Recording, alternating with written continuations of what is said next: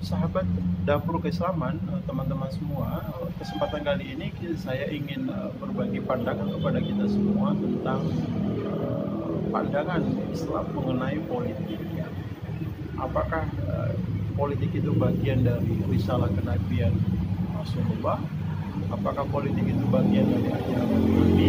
Ataukah politik itu kita tidak menemukan di dalam ajaran Islam? Bahkan kerap kali kita mendengar istilah ungkapan di masyarakat, mungkin juga kita pernah mengatakan bahwa politik itu kotor, politik itu jahat, politik itu tidak manusiawi. Nah, persoalan-persoalan seperti ini saya ingin menekankan pada dua hal ya. Pertama, melihat memahami politik sebagaimana konsepnya, yang kedua melihat pada aspek realitanya, faktualnya seperti apa. Nah, kalau kita lihat konsep di dalam Islam, sejak awal ingin saya tegaskan bahwa politik itu bagian dari risalah kenabian Muhammad SAW. Kenapa dianggap sebagai risalah? Karena Nabi Muhammad itu bukanlah hanya dipersepsikan sebagai figur tokoh agama dalam hal ini sosok Nabi, tetapi beliau juga adalah tokoh publik, adalah seorang politisi besar, tokoh politik di Jazirah Arab pada saat itu yang memberi ruang perkembangan yang cukup besar terhadap dunia. Karenanya Nabi mengembangkan Islam itu sebenarnya bukan pada aspek dakwahnya saja, tetapi langkah strategi politik itu juga bagian dari cara untuk menyebarkan nilai-nilai ajaran Islam. Karena itu salah satu penentu kenapa Islam lebih mudah diterima dan membangun nilai-nilai keislaman yang dibawa Nabi, salah satu faktornya adalah dorongan strategi politik yang dilakukan oleh Nabi pada saat itu.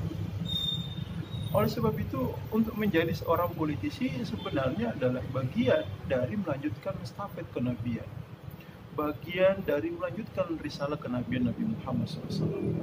Maka di dalam literasi kajian politik Islam disebutkan bahwa di antara tujuan politik itu paling tidak ada dua.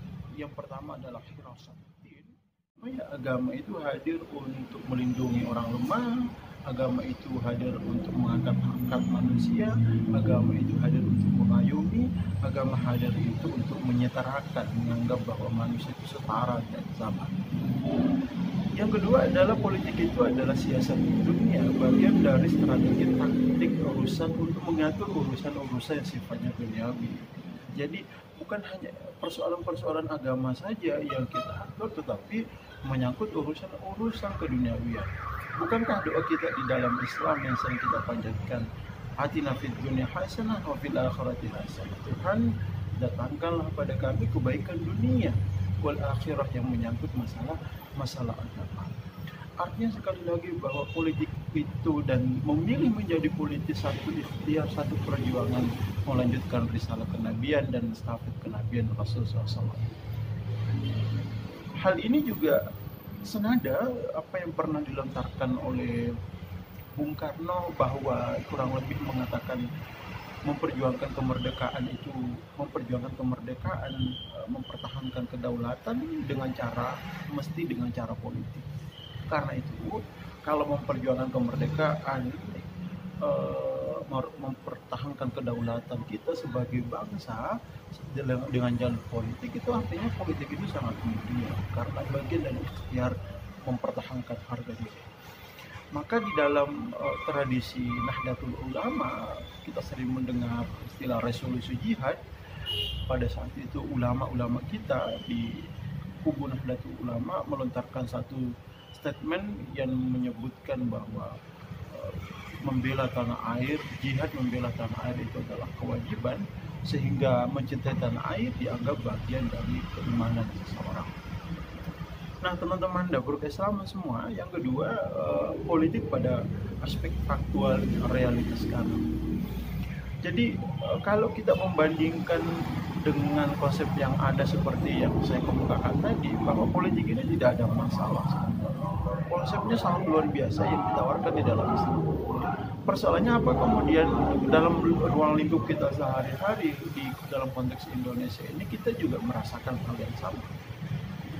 Agaknya sulit kita mengatakan bahwa itu sudah dijalankan sebagaimana risalah kenabian Muhammad SAW.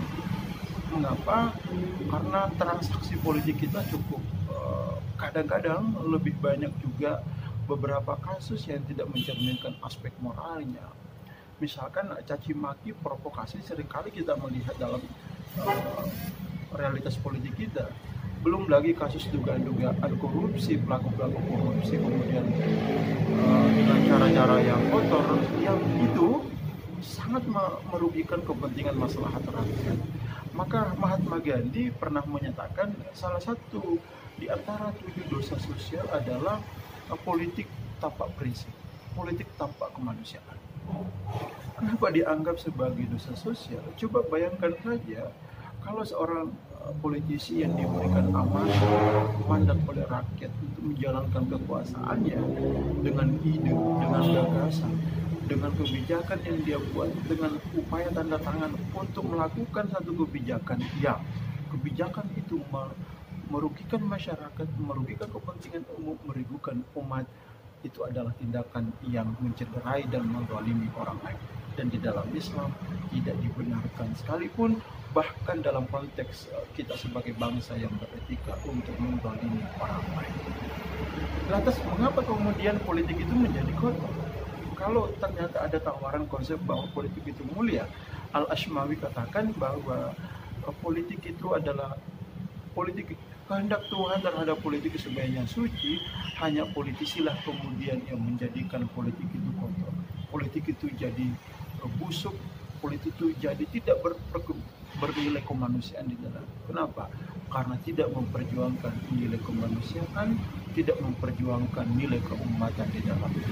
Mudah-mudahan politik kita semakin memberikan warna yang baik terhadap keutuhan negara kita di dalam mencapai nilai-nilai